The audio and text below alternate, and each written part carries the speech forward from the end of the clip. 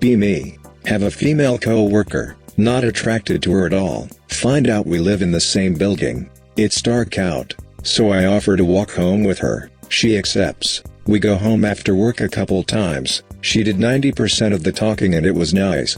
Again, still not interested in her. Out of the blue, another coworker tells me that she's lesbian and taken. Find out that said coworker told him to tell me. We never walk home again together. I'm not mad at her. I'm just confused how she equated walking home together with romantic interest. I thought I was just being kind. Well, sometimes kindness is being mistaken for romantic interest. But still, she's a pussy for not directly talking to Anon. That would have probably resolved the misunderstanding.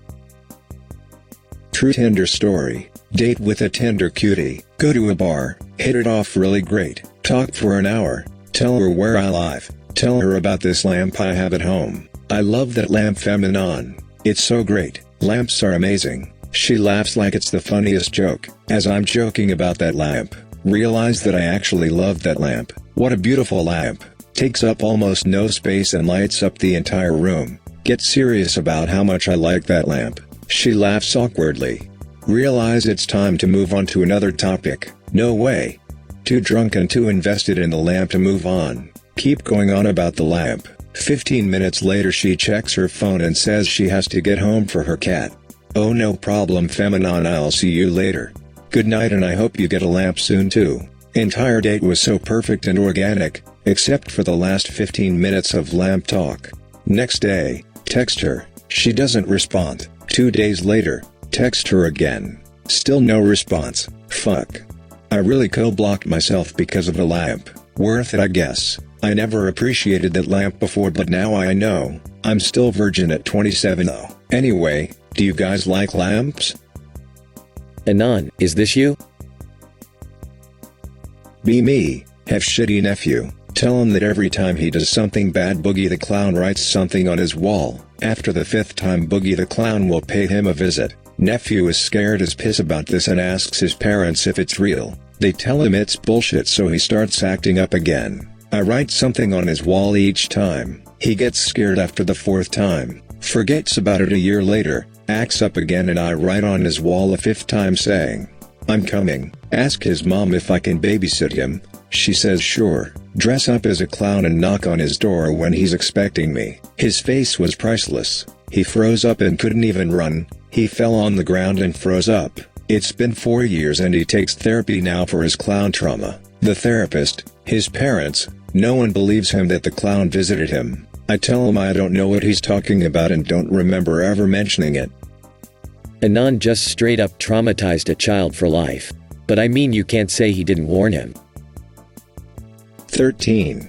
Me. Go to T-Mobile store to buy a new phone. Start walking around the shop looking at all the new iPhones and Androids and shit to decide which one I want to buy. Old lady with gray hair comes in, looks between 50 to 65. She talks to the young girl and guy working behind the counter. Both seemed 19 to 20, asks them about a problem with her phone. The girl employee behind the counter kindly helps her. It was just a basic issue. She had her phone data turned off and the employee fixed it in like 1 minute. Old lady proceeds to chat with them for a bit.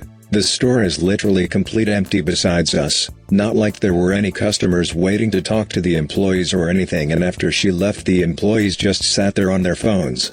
So it's not like they had anything to do either. The old lady has the kindest voice and is so nice, talks and asks questions about what gift she could get for her daughter, what young people do these days, how she made a Facebook account for the first time, etc. etc. After a 10 to 15 minute chat or so she says, "Thank you so much. Maybe I'll come back here next week to catch up on what the young folk are doing." Haha. Can literally hear the pain and loneliness in her voice. The problem with her phone was so simple that I even think she made it up on purpose, just so she could go to the store and have an excuse to talk to someone. Think to myself, what a nice old lady, and what a pleasant conversation that was with the lady and the girl and guy behind the counter, both talking about their life and whatnot.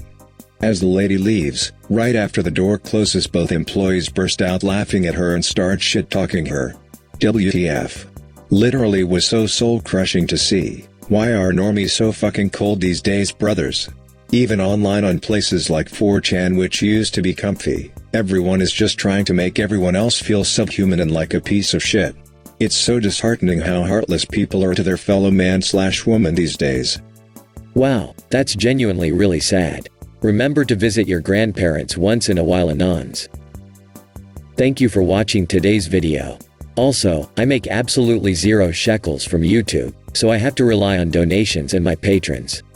If you love my content, consider supporting me. Links in the description. Love you guys, until next time.